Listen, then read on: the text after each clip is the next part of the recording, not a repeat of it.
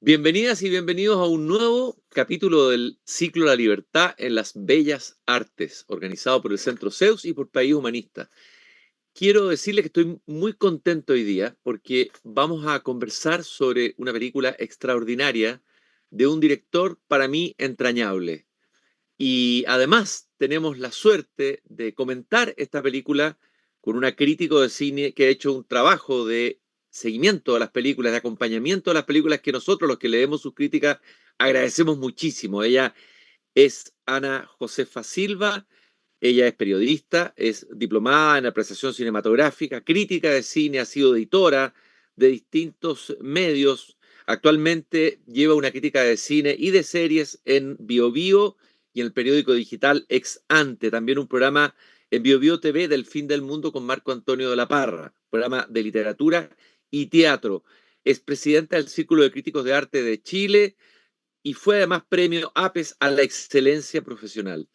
Ana Josefa, no sabes la alegría que me da poder, el privilegio de poder comentar contigo esta película que cuando la vi la primera vez el año 93, la verdad es que me conmovió. Estamos hablando de la película Bleu del gran director polaco Krzysztof Kieslowski. Bienvenida, Ana Josefa, aquí a La Libertad de las Bellas Artes. Cristian, me quitaste las palabras, para mí es un tremendo honor poder conversar contigo. Qué rico conversar con alguien que le apasiona el arte, que es lo que me pasa a mí, en realidad. Y creo que los dos somos bien fans de Krzysztof Kieslowski, ¿no? Sí, totalmente, absolutamente. En general a mí me pasa que tengo una debilidad por el cine polaco, por la literatura polaca. Creo que es un país, bueno, en Centro Europa, que sufrió mucho y eso creó cierto tipo de artistas y esa resiliencia que ellos tienen.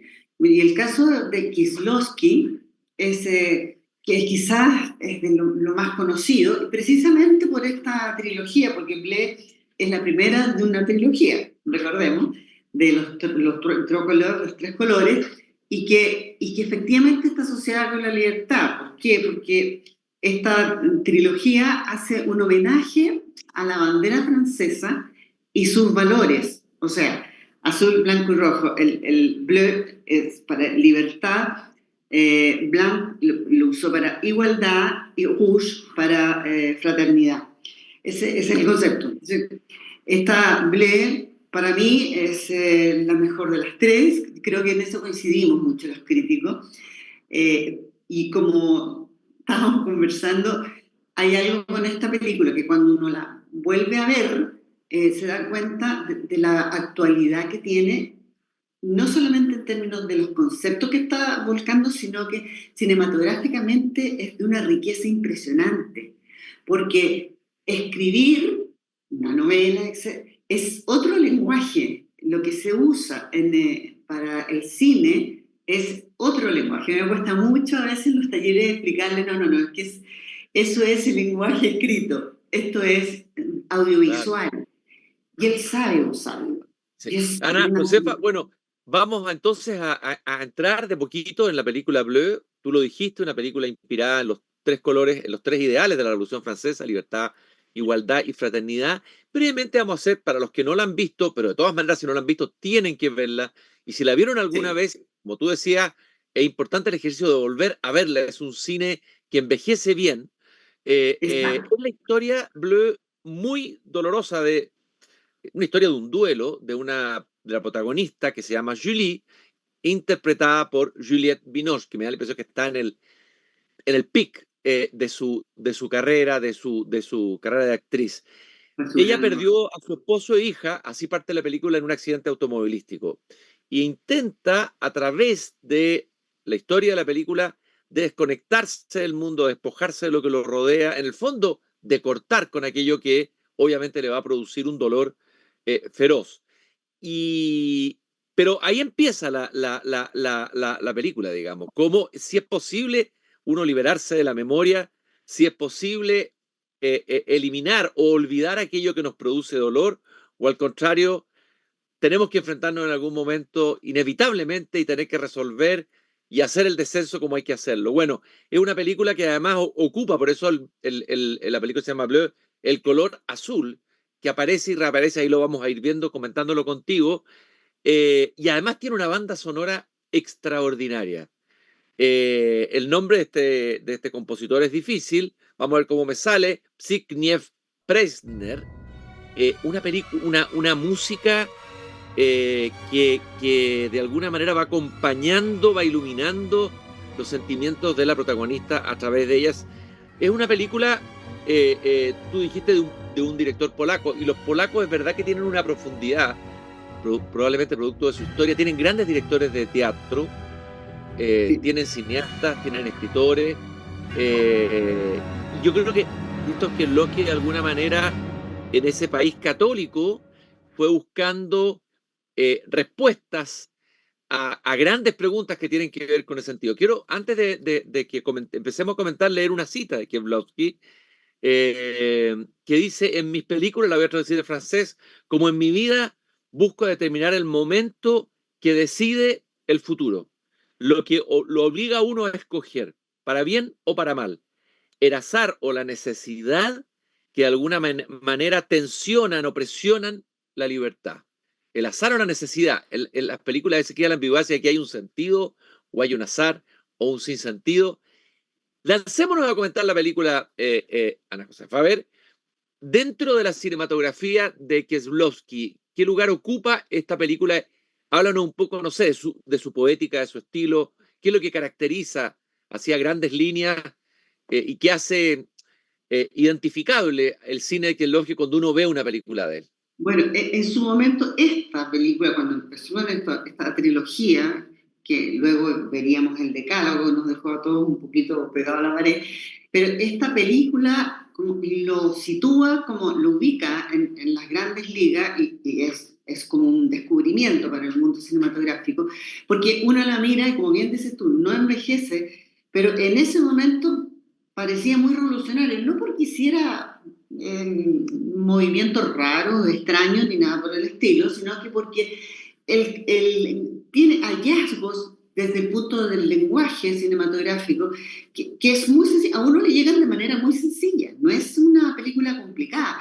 Y es curioso porque su cine tiene mucho de filosófico y metafísico, tiene mucho de Godard, pero también de Hitchcock, es decir, las influencias siempre se cruzan, ¿no? Pero mira los cineastas diferentes que te estoy mencionando, y en eso está. Ahora, tú dijiste algo muy importante. Él está en un país que es muy católico. Él no era católico, pero tiene una frase increíble. Dijo, no creo en Dios, pero mantengo una buena relación con él. Bueno, y esto es importante porque, como tú bien mencionas, es una película que tiene mucho que ver con la música, por lo tanto, sí, la banda sonora es muy importante. El cine es un arte, como digo, es un arte colectivo. Entonces, la banda sonora no es un adorno. Cuando un director sabe lo que está haciendo, sabe lo que es la banda sonora, que el montaje es importante, que los planos, la elección de los planos, y esto es lo que nosotros podemos ver en esta película, hay una elección de planos. Tú mencionabas al comienzo de qué va y como bien dices tú, comienza, pero no hay detalle que te sobre en la película, que es una de las cosas que uno la toma tremendamente. Este personaje de Julie despierta en realidad porque es un accidente que uno lo ve en un gran plano general y como en el campo, y hay un chico que corre a auxiliar, que luego aparecerá nuevamente en la película. Entonces, por eso digo, nunca nadie está de más. Y en el montaje, el corte, ella aparece ya en el hospital, pero como en un primer plano de su ojo, vemos al médico, es decir, estamos en su subjetividad, en lo de ella, en qué, y qué está sintiendo ella. No entiende nada, o sea, está despertando, porque también es la única, y pregunta, ¿no? Dice, por cierto, y no es por despreciar a los maridos, pero uno ciertamente que como madre le importa más su hija, ¿no? Sobre todo cuando esta hija tiene 5 años. Entonces, cuando le informa, no, su marido murió y mi hija también murió. Entonces, ella está en este estado, que se va recuperando en el hospital. Incluso hay un momento en que, como dices tú, estando en el hospital, dice, bueno, no tengo por qué vivir, no lo dice, sino que va donde están los medicamentos, rompe un vidrio para distraer a la enfermera, qué sé yo, y va a tomar unas pastillas y la enfermera la sorprende y dice, no, no tengo valor. Y aquí ya entra un primer eh, elemento que está presente como valor en el cine de Kieslowski y que tiene que ver con, con el Cáritas, ¿ya? Con ese amor, el Cáritas, ¿no? Que la enfermera podría retarla, decir, más cambiada que se imaginaba, y le dice, no se preocupe, el vidrio se puede reponer, cálmese. Todo esto es muy rápido, ¿no? Esto es muy al comienzo. Ella, alguien también muy solamente le muestra el funeral, muy doloroso. Pero ¿qué es lo que hace? ¿Qué tiene que ver esto con la libertad? Una vez que ella se repone, ¿qué es lo que decide? Ella dice, bueno, la forma, como tú mencionabas, y de alguna manera esto tiene que ver con la enseñanza cristológica, ¿no? En que yo salga adelante es que me despoje de todo. Entonces va hasta al castillo que vive en las afueras de París, habla con un abogado y le dice, me sacas todo, no quiero ver más, solo preocúpese de que mi madre esté bien. A todo esto, la madre, ahí la vamos a ver pronto, que las personas que trabajan acá, y yo que tengo una renta porque no quiero saber nada del pasado, lo voto. El detalle es que su marido, como dices tú, era un compositor muy famoso a la que le habían encargado una sinfonía de las Europas. O sea, estamos hablando de una época en que se estaba conformando la Unión Europea. Entonces, esta sinfonía era muy importante. Y hay algo muy tremendo, porque de pronto uno ve que ella tiene, entre las cosas que ella es como votar el pasado, ¿no? Y deshacerme, y pensé en el Evangelio cuando Cristo le dice al rico, ¿qué hago? Bueno, vende todo lo que tienes, deshazte de todo y sígueme, ¿no? Es como eso, es sentir la libertad, entonces dice, yo con esto me libero, pero ¿qué más le queda? Que es esta sinfonía, esta música. Lo singular es que uno ve que ella tiene una suerte de borrador de esta música y vemos cómo lo tira al camión de la basura. Es decir, ella quiere deshacerse de todo, realmente de todo. Y efectivamente es lo que hace. Y se instala entonces en un departamento que elige, etcétera, en lo que ella entiende que es su libertad. Pero, como bien dices tú, nosotros podemos deshacernos de nuestras cosas y efectivamente con eso lograr la libertad, pero el pasado nuestro que no siempre dominamos se nos va a aparecer. Y eso es lo Claro, que nos... y ahí hay un tema muy bonito que es la memoria, que tiene su propia lógica, ¿no es cierto? La Sí, memoria y dentro de la memoria la música, ¿no? Bueno, en la época de los griegos hay una musa de la memoria, toda la poesía épica está fundada en la memoria, y es a través, como que la música se va infiltrando, esa es la sensación que tengo yo, se va metiendo en la película, se va metiendo en los pliegues, en los intersticios del dolor y del intento de escapar de ella, y es a través de la música que me da la impresión que vuelve a irrumpir ese pasado, digamos. ¿Ah? es que la música, como bien dices tú, aquí es muy importante. No solo porque este marido, ¿no es cierto?, que murió, era un gran compositor y estaba por entregar esta sinfonía. La música y el agua, ojo, el agua también es un elemento, que ella siempre está nadando.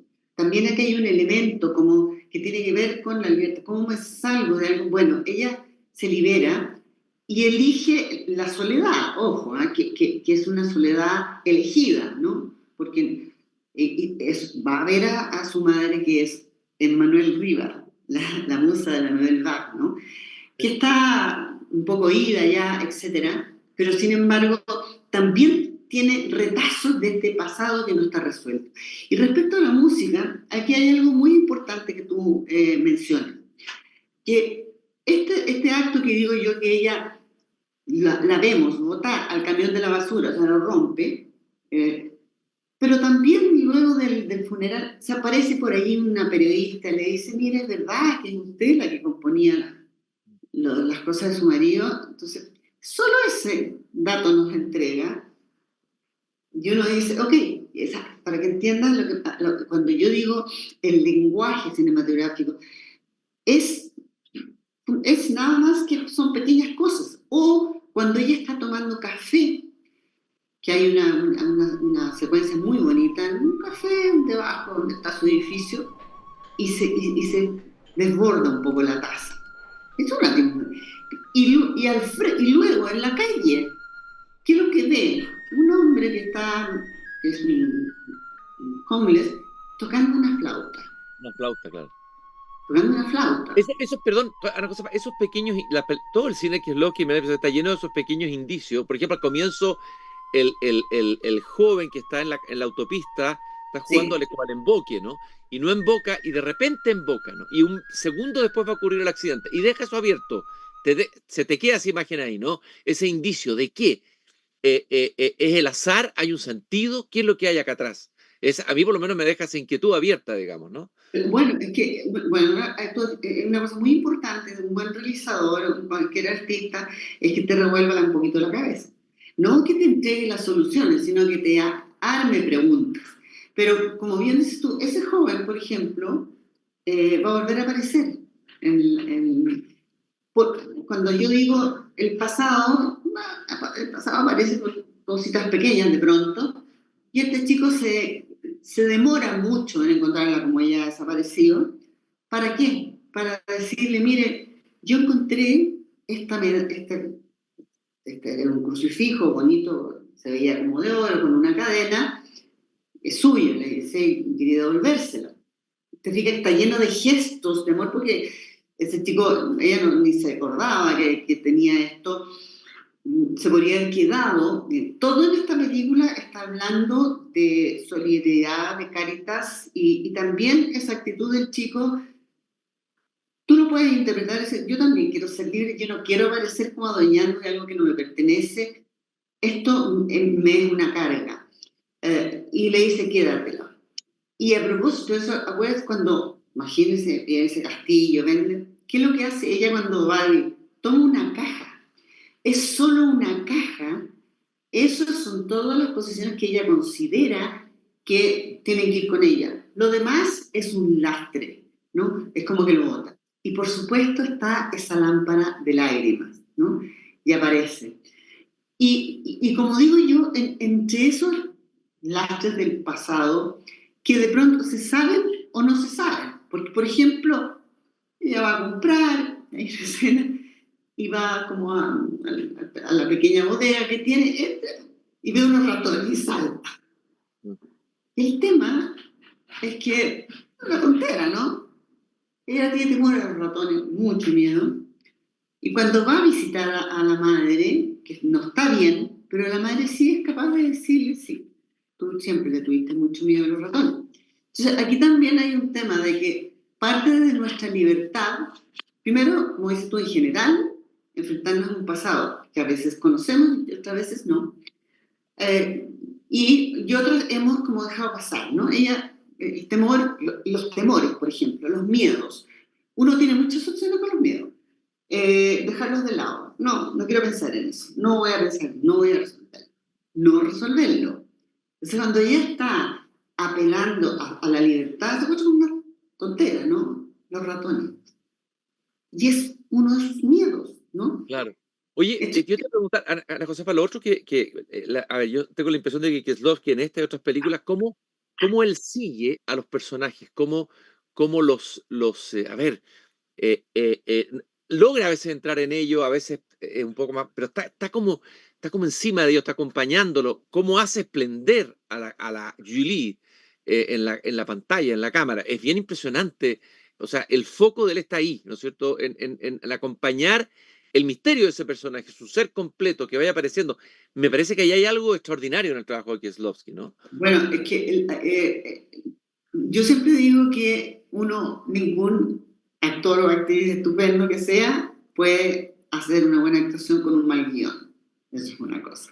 Y luego, tú tienes aquí una película como esta, en que la cámara prácticamente nos deja a Juliette Binoche nunca, Claro. prácticamente. O sea, encontrar algún cuadro o alguna secuencia en que ella no aparezca es muy difícil.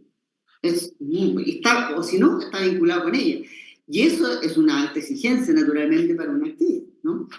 Entonces, y además tiene que, y los primeros planos, o sea, los primeros planos para una actriz, un actor, es tremendo. Porque un primer plano, además, sobre todo, por ejemplo, un primer plano sin diálogo, es un desafío gigantesco, porque te está tirando la cámara aquí, y esa actriz tiene que ser capaz de comunicar, expresar aquello que el director y el guión le están diciendo, solo con su expresión. Y eso es muy potente. Una expresión que no puede ser exagerada porque es primer plano, ¿no? Es cine, no es teatro. Entonces ahí tenemos una diferencia.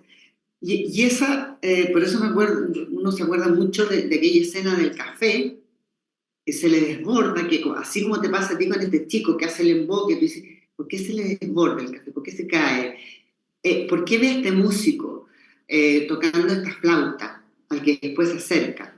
Bueno, y aquí que ahí hay un tema que aparte de procesar los duelos respecto al pasado, ya conocemos el tema de sus ratones, ¿no? Aquí también entra un elemento que es, ok, yo puedo vivir sola porque es lo que me acomoda, pero no tanto, porque nos necesitamos. Somos seres, Claro, claro. somos personas que nos En ese necesitamos unas sentido, a otras. es una libertad que necesita la fraternidad. O sea, igual está la fraternidad en esta película, no solamente está la libertad. Exactamente. Porque los seres humanos, o sea, como se dice, se necesita una aldea para criar un niño. Bueno, nosotros necesitamos vivir en sociedad. Entonces, este chico, ¿no es cierto? Luego, esta mujer que vive en un piso más abajo que ella conoce, que es prostituta, con la cual entabla una amistad. Bueno, ¿qué hace con su miedo a los ratones? Primero, consigue, le dice, ya, yo me hago cargo. Es una ayuda, ahí tiene una ayuda. Uno dice, es un detalle, bueno, sí, pero es que uno necesita el otro, ya lo que sea. A su vez, esta mujer también requerirá de ella en un momento para algo muy importante. Claro, También oye, le, Ana Josefa, estaba pensando mientras estabas hablando, y esto ocurre en una ciudad tan de soledades, ¿no? O sea, París es una ciudad de soledad, de gente sola, de gente que muere sola en sus departamentos. Es una ciudad maravillosa, pero al mismo tiempo de gran soledad, de pequeños departamentos con pequeños individuos. Kieslowski coloca a la personaje ahí, ¿no? claro, exactamente, eso es. Y cuando además que te hace un desafío, porque lo que te dice es que esta persona siente que su manera de ser libre es estar sola. Sí, es una opción, está muy bien, siempre que tenga ciertas condiciones, pero muy prontamente se da cuenta que efectivamente se requiere. Y hay algo más importante, Cristian, fíjate, que es lo que te decía yo respecto al pasado. El pasado, ella, claro, cuando visita a su madre, que de repente habla, le dice alguna frase, ya, esa tontera del miedo a los ratones, pero tiene un gran símbolo por los temores nuestros. Pero no solamente los miedos, las mentiras también son una gran carga. No estoy hablando de grandes mentiras. Y aquí entramos al tema de la música nuevamente. Esto que se insinúa al comienzo, ¿verdad? Que se lo dice una periodista, ella también tiene un affair con el ayudante de su marido, y le dice, no, no te vuelvo a ver más, y porque no quiere tampoco. Y él también tarda en encontrarla. Luego este hombre de la flauta, todo esto se va uniendo. ¿Y qué es lo que le ocurre a ella en un momento dado? Eh, Se comunica con este ayudante eh, y le dice, no, yo tengo una copia de aquello que nosotros hemos visto destruir, que es la sinfonía, ¿no? Y él le dice, y cuando se reúnen, porque ella va él tiene el piano, etcétera, y hay un momento en que ella le dice, a ver, probemos, y lo escucha, le dice, y si en vez de piano, violín, no sé qué, ponemos una flauta, le dice, por ejemplo. Entonces uno entiende que efectivamente era ella la autora de todo, ¿no? Y también hay un momento en que cuando está escuchándolo se acerca a la biblioteca y saca un libro, porque esta sinfonía es con coro, es una belleza, ¿no? Es con coro. Entonces le dice, bueno, le dice, mira este libro, el coro es importante, claro que en griego tiene otra musicalidad, naturalmente. Entonces ella efectivamente sabe. ¿Y qué es lo que es ese coro? Que es, ahora lo que está hacia el final, es la carta a los Corintios. Entonces, claro, esto que Claro, la decimos, carta de San Pablo sobre el carit, el claro, amor, ¿no? Que lo más importante es el amor. Está si la no fe, tengo amor no soy nada. Claro, sí, el amor nunca falla, persevera, dice, el conocimiento se marchita. Y ahí cuando va ocurriendo, se van superponiendo imágenes. Entonces el conocimiento se marchita, aparece la imagen de la madre que tiene un Alzheimer. Y entonces nosotros decimos, sí, el conocimiento se marchita, efectivamente. Lo que prevalece es el amor. Entonces es muy importante que ella en esta búsqueda de libertad, en entender lo que es la libertad, entienda, primero es que decíamos, que nos necesitamos, lo que dices tú, unos a otros, y por eso es que saber convivir, por algo la sinfonía es una sinfonía dedicada a la Unión Europea, por decirlo, una unidad, ¿no? A ver si nos entendemos entre todos y entre todos conseguimos algo, ¿no? Y luego, o sea, en el fondo es interesante lo que tú estás diciendo, lo que has dicho, porque en el fondo esta película es no solamente una película sobre la libertad, es una película también sobre la fraternidad. Están entrelazadas y el Cáritas, etcétera, o sea, están íntimamente entrelazadas. O sea, hay una libertad tal vez más individualista, una libertad reductiva, o sea, una visión reductiva, y hay otra concepción de la libertad que es más profunda, ¿no?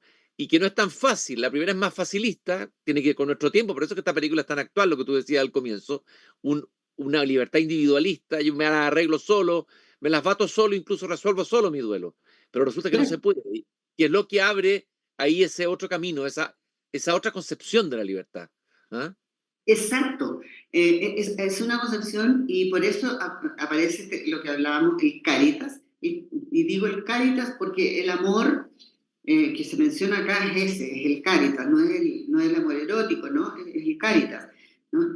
Que es aquello de que nos ayudamos unos a otros de alguna manera, ya sea este chico de la carretera, como esta mujer que es prostituta, ¿se entienden? Y este hombre de la flauta, que en un momento ella también auxilia, o sea, no podemos deshacernos del otro.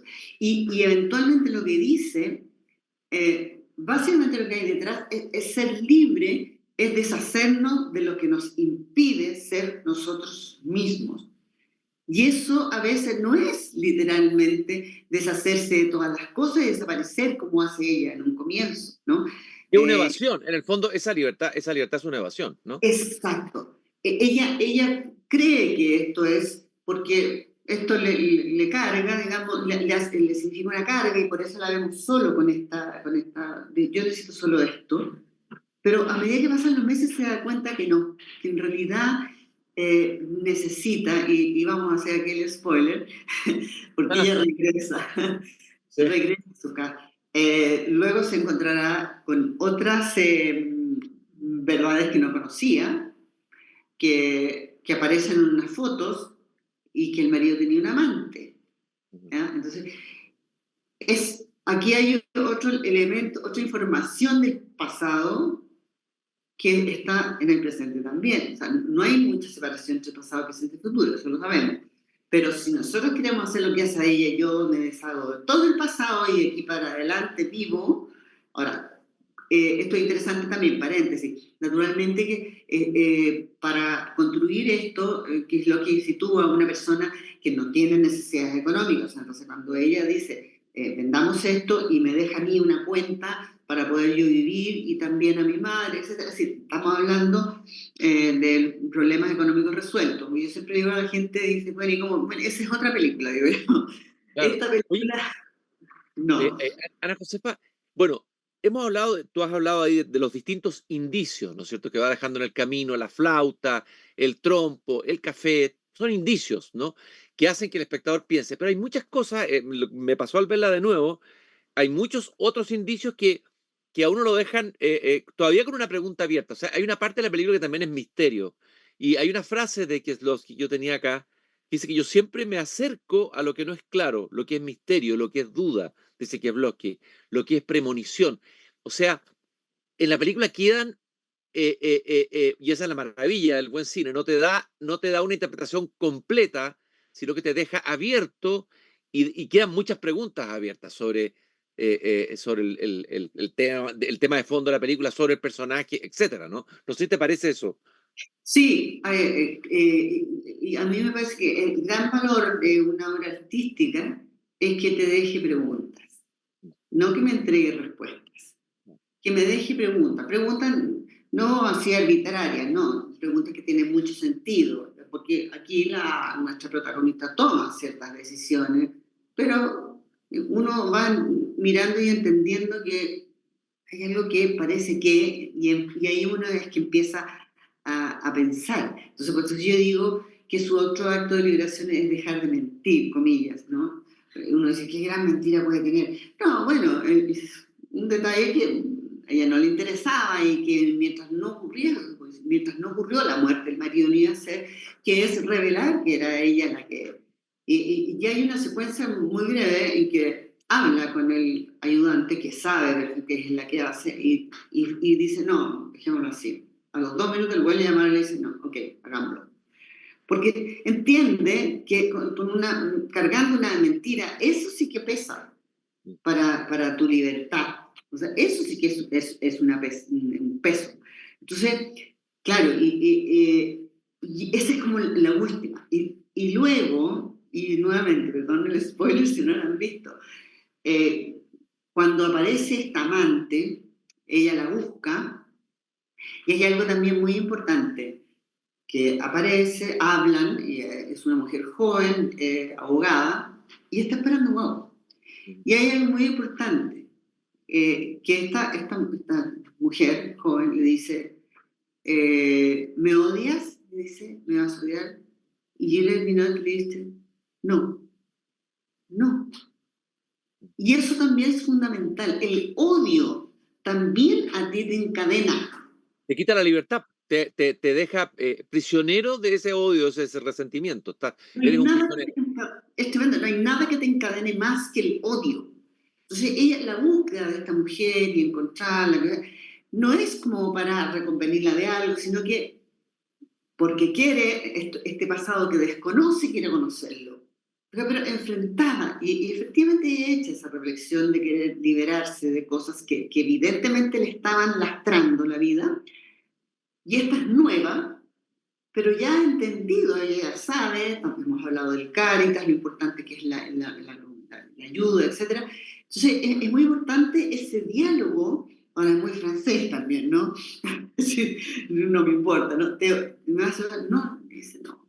Y lo dice de verdad porque En el fondo, estaba pensando, por lo que tú dices, que Lovsky, claro, se declara no católico o agnóstico en un país muy católico, pero esta idea de la libertad es muy cristiana, es decir, la frase de Jesús, la verdad, solo la verdad os hará libres. O sea, en el fondo eso, es lo que más libera tal vez a la actriz, es esa verdad, finalmente.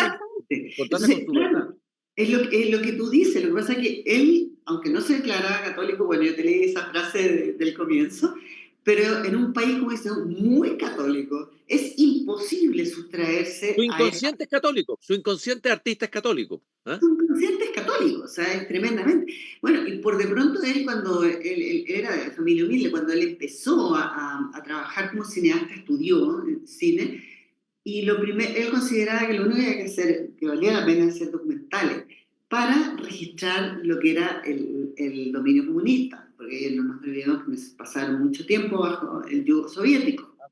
Entonces, una vez que sale de esto es que él empieza a hacer otras reflexiones y como dices tú, aunque no se declara creyente, está en la cultura, está en esa cultura muy fuerte. Yo diría que es uno de los países con más fuerte cultura católica. Sí. Ana Josefa, la película es, hablábamos de la música, es una película que te expone a experiencias muy sensoriales, ¿no? La música y también los colores, el color azul, ¿no? Este color azul que entra, que aparece a través de flash, que son como también unos flashbacks de la memoria, en fin, se infiltra por todos lados, en la piscina, ese azul completo, pero es como un azul frío. ¿Hay alguna simbología en el azul? ¿Queda abierto eso? ¿Qué es el azul? ¿Por qué el azul en esta película de Kieslowski? ¿Cómo lo ves tú? Mira, a mí me parece que esto, volvamos a lo de la caja. Cuando ella dice no necesito nada más, ¿qué es lo que hay en la caja? Muchas cosas. Lo principal es aquella lámpara de lágrimas azul, que es azul, y ella la mira. Y evidentemente que esa lámpara, porque la han dado creyente siempre, remite a su infancia. Y eso es algo que ella quiere atesorar. Ella entiende que es algo que es suyo, que la forma de la que no se va a deshacer. Y no quiere tampoco, por de pronto. Que ella, su madre, que la tiene en este asilo, que no está muy bien, se ve que le tiene afecto, no sé, de cariño. Entonces, ella, este azul que está marcado por esta lámpara, le marca un poco su vida. Es lo que yo veo. Hay otros espectadores que podrán ver otra cosa. Para mí pasa por ahí, ¿no? Y claro, y pensando que Kieslowski, esta trilogía la arma a partir de los colores, es como, digámoslo, un pie forzado, entonces el bleu, ¿no? De la bandera, y que la asocia al tema de la libertad. Entonces cuando ella se deshace de todo, pero eso no se va a deshacer porque para ella tiene un valor simbólico fundamental, que es la infancia. Y el agua de colores azul, el agua también es un momento de liberación, y hay momentos en que ella incluso se hunde y dice, ¿qué está haciendo? Está nuevamente pensando en suicidarse, ¿qué está haciendo? Pero Está decide que haciendo no. un descenso, ¿no? Porque lo que ella, la película es un descenso, la cataba, es un descenso la película, Exactamente. iniciático por decirlo así, ¿no? De la protagonista. Claro, porque es una revisión, o sea, cuando ella, como digo, claro, yo me libero, pero lo que termina pasándole es que tiene que revisar su vida porque el pasado existe, el pasado siempre existirá, y para qué decir el pasado no resuelto. Digamos, el pasado no resuelto es una cosa que es imposible avanzar. Digamos. Y ella tiene que efectivamente eh, resolver ese pasado con la música, con esta mujer, que no le vamos a adelantar porque la película, véanla que vale la pena, con esta mujer que parece que ella no conocía, ¿no? Y luego deshacerse de las mentiras, ¿no? Claro. Una mentira. Tú no puedes vivir con una mentira así. Ana Josefa, también es una película de las emociones. O sea, a ver, la música, ¿qué es lo que conecta? Con la emoción, o sea, directamente con la emoción, ¿no es cierto? Eso es. Eh, no creo que haya arte superior para conectarnos directamente a la vena en la emoción, ¿no? Humana. Y esta es una película sobre las emociones. Las emociones tienen su propia lógica y tienen su propia deriva. Uno no las puede manejar racionalmente y controlarlas. Y la música es una manera en que la emoción irrumpe. Cada vez que aparece un coro, que son unos coros estremecedores, impresionantes, ciertas notas de la partitura el La concierto que se sinfonía. está preparando, ahí se abre algo y se rompe la coraza que tiene ella, ¿no es cierto? Que se ha construido ella, pero las emociones terminan desbordando o metiéndose por las grietas de todas maneras. Hay una reflexión, yo creo, muy profunda sobre las emociones en esta película. Absolutamente. Siempre se ha dicho que Kieslowski es un cineasta que pone en escena las emociones. Y eso es lo que logra. Y uno como espectador agradece, porque es alguien que no le está dando ni mensajes, ni haciendo algo complicado. ¿No? Todo esto que nosotros estamos hablando está, uno lo recibe de una manera muy simple, hace una conexión importante. Él es el que hace el trabajo complejo, como de seleccionar la imagen, la música, en el momento, el montaje, los planos, cómo los elige, el trabajo lo hace él, no uno. A uno le llega, ¿por qué? Por lo que dices tú, a uno, ¿qué es lo que le llega del arte? Son las emociones. Uno puede intelectualizar mucho, y está bien, y estamos conversando de esto, pero ¿qué es lo que hay ahí? Son emociones.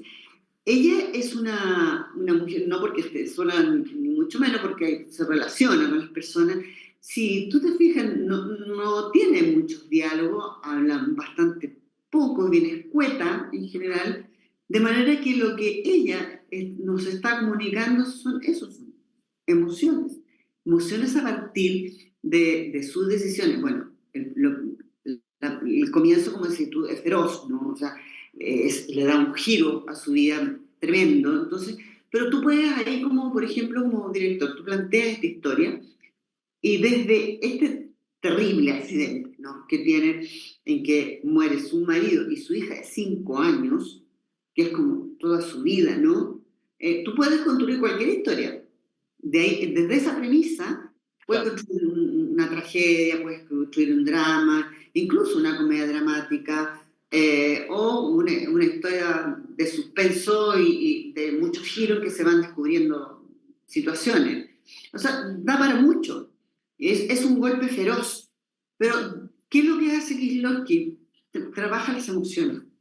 Las emociones que a ella le producen. A ella, a Julie, que ese es el personaje. Ella, tú y yo a lo mejor tenemos otra reacción, no tengo idea. Esa es la libertad importante cuando como Kieslowski te plantea una historia así. ¿Qué es lo que es para ti ser libre? Es bien fuerte la pregunta. ¿Qué es para ti ser libre? ¿Cómo te sentirías liberado? ¿No? Claro. Es fuerte. Entonces, aquí te cuenta esta historia. Es una mujer que además tampoco es que te da una lección, ¿no? Un manual y te dice, mire, esto es lo que hay que hacer. No. Ella a lo largo de la película va haciendo descubrimientos, ¿no? Otros descubrimientos en pos de esta libertad. Y como hemos dicho, se da cuenta que la libertad incluye despejarse de las mentiras, conocer un pasado desconocido, el caritas. Y aceptar la libertad también es aceptar y reconciliarse con el dolor, digamos. No eliminarlo, no lo puedes eliminar. ¿Ah? No lo puedes eliminar, tú tienes que cargar con él. Entonces, hay dos escenas. En esa primera, la que mencionábamos en el hospital, cuando dicen, ok, yo desecho esta opción, y luego en algún momento en la piscina, ¿no? Como dices tú, cuando se sumerge, y existe todavía decir, ella, hay un dolor y que tiene que procesar. Entonces, más allá de que ella se deshaga de todo, ella tiene que procesar Y la eso es el vida. duelo. Bueno, eso es un duelo, porque en el fondo esto es una película sobre un duelo. Yo creo que una de las grandes películas sobre duelo que se ha hecho, no sé qué te parece a ti, Absolutamente. de las más Es, grandes. ¿Ah? es extraordinaria porque, como decimos, lo que nos está proponiendo es observar muy de cerca, porque como decimos, no la suelta a nuestra protagonista, muy de cerca qué le ocurre a una persona, a un masazo, porque es horrible lo que sufre, ¿no? Entendemos que ella tiene una buena relación con su marido también, o sea, no solamente la pérdida de su hija de 5 años, es también su marido, es como que se le va un poco la vida, ¿no? O sea, es muy feroz, es muy feroz. Y entonces, ahí viene, como bien dices tú, hay un tema del duelo y ella entiende que lo tiene que resolver deshaciéndose del pasado. Pero no es así. Uno tiene que, así como revisar el pasado, los duelos hay que procesarlos. A mí una de las escenas que me impresionó, aquí no voy a spoilear porque está al comienzo, pero cuando ella llega a su casa, se encuentra con los que trabajan ahí, el jardinero, que son personajes del mundo más popular, y Sí, ella no dice nada, no habla nada de su duelo, y él le dice, la saluda, ¿cómo va? Le pregunta, y él le dice, lo sentimos mucho, estamos sintiéndolo mucho, algo así. Y luego Sí, ella escucha que alguien está llorando. Ella no está llorando, alguien está llorando desconsoladamente, que es pero la señora que trabaja en la casa, que es del sí, mundo popular, por decirlo así. Y sí, ella lo abraza y dice, ¿por qué llora? Porque, algo así como le responde, porque usted no llora. O sea, yo lloro por usted en el fondo, ¿no? Ahí hay esa escena, ese mensaje a mí es impresionante, ¿no? es muy potente porque ahí efectivamente lo que nos está, fíjate que con esa pureza, Anita, es lo que nos está diciendo de que aquí hay una persona que vivió una pérdida brutal, brutal, pero que no está haciendo, está bloqueado. En rigor está bloqueado.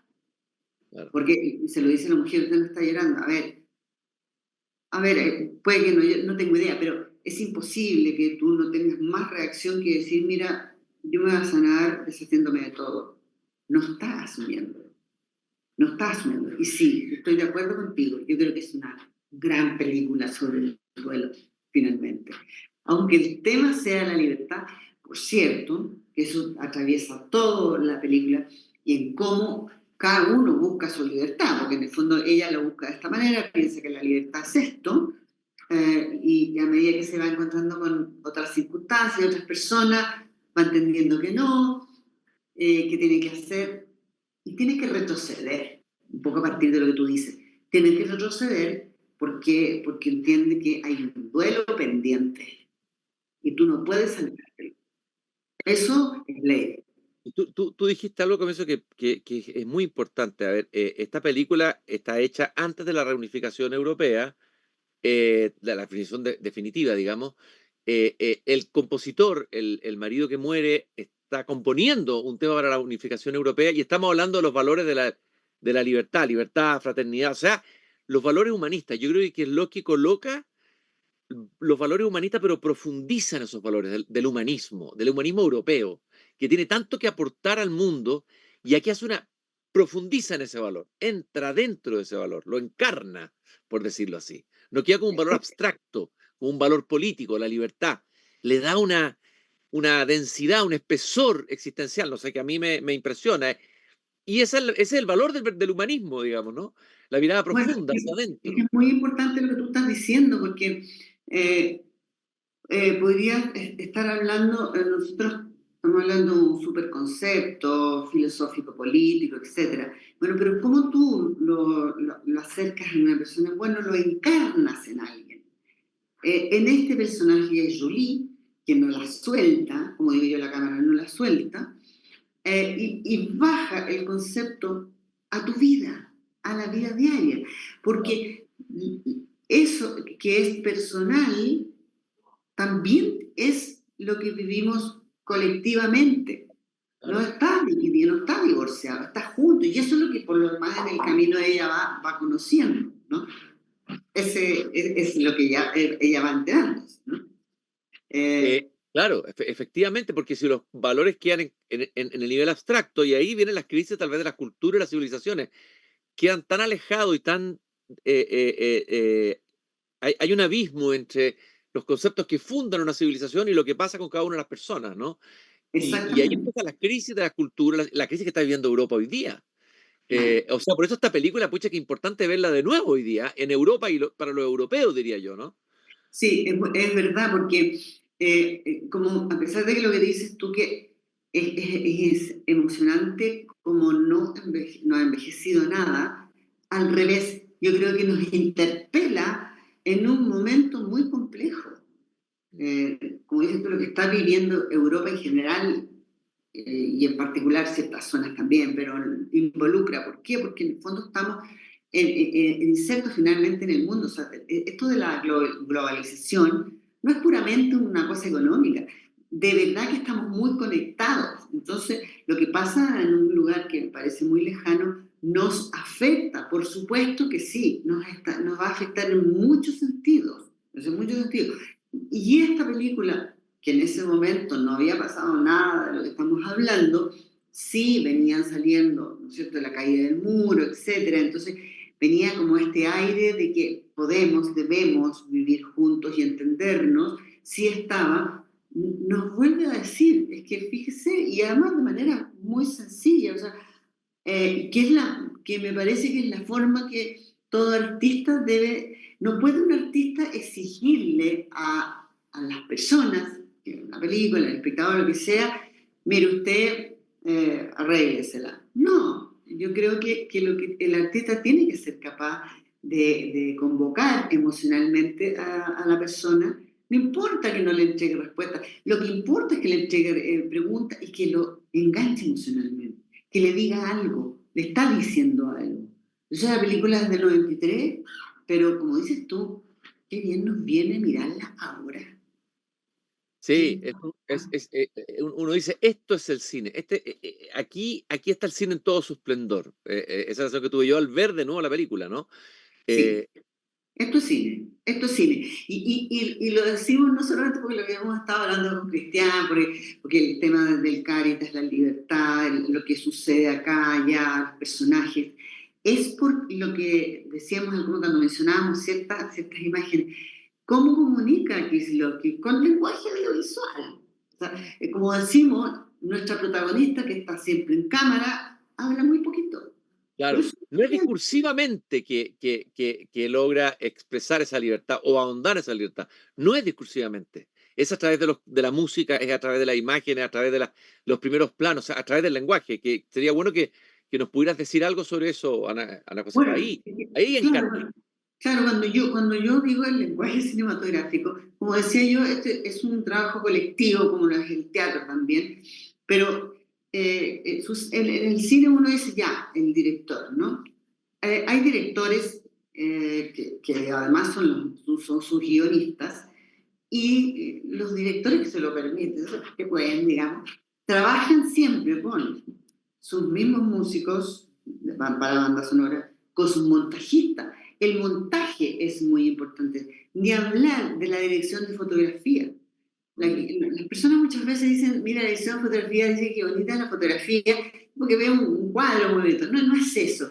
La dirección de fotografía, la fotografía es todo aquello que queda adentro de ese rectángulo que nosotros vemos que es el cine.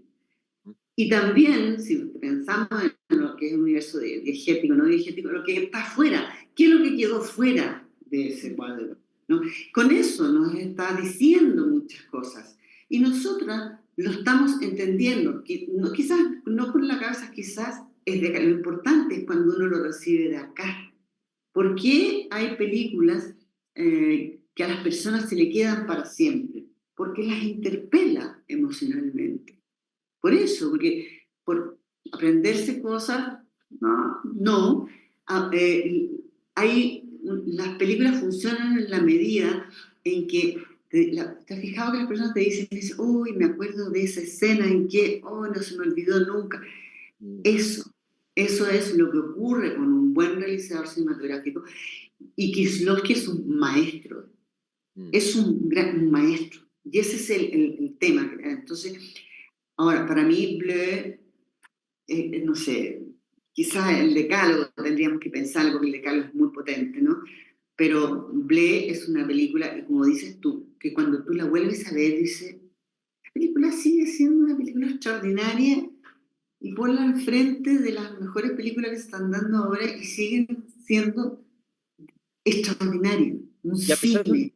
y a pesar de una película tan dura, tan fuerte, sobre un duelo tan devastador, que Loki no le hace, digamos, no rehuye eso, yo al contrario, casi No, obliga a la protagonista a enfrentarse, aunque no lo quiera a eso.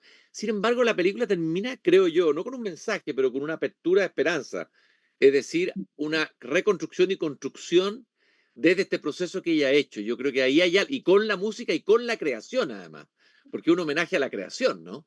Como es, la reconstrucción se hace a través de la creación.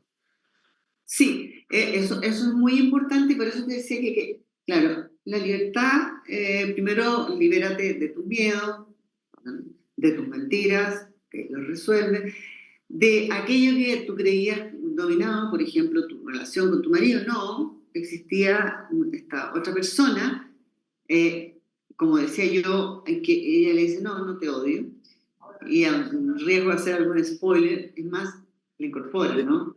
Le incorpora porque hay un niño que está por venir Y cuando uno escucha esta maravillosa sinfonía, ¿no? Con este coro, estas imágenes van apareciendo, va apareciendo una imagen, como les decía, de la madre cuando decía el conocimiento es una cita, pero cuando habla ya del amor aparece el examen en el don del médico, con esa bobita, y es decir, esto es la vida en realidad, no es deshacerse de todo, no, es al revés, es ser capaz de incorporar en nuestra vida, porque como bien dices tú, decías tú al comienzo, eh, este accidente que le da pero vuelta a la vida para el otro lado, nuestra vida está siempre jalonada de aquello que nosotros no sabíamos que nos iba a pasar. Exactamente. Eh, Exactamente, y que nos pilla muchas veces sin recursos,